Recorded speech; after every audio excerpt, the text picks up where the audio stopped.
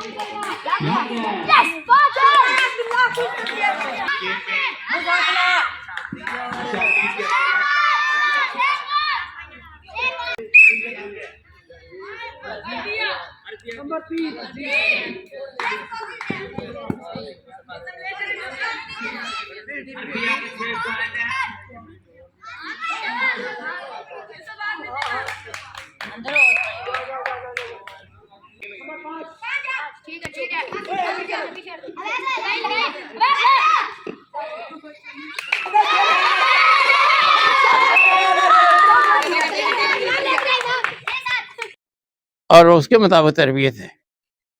اس لیے جو پروگرام بنایا جائے ایسا بنایا جائے کہ جس میں آسانی کے ساتھ بچے تیاری کر کے مسجد میں بر وقت پہنچیں، نماز کے اندر شرکت کریں اور جو بھی ان کی وہاں کے ذمہ داریاں اس کو ادا کریں. تو اللہ تبارک و تعالیٰ ہمیں اپنے معاملات کو ہر روز بہتر سے بہتر بنانے کی توفیق عطا فرمائے. وآخر دعوانا الحمد للہ رب العالمین. جزاکم اللہ احسن الجزاء.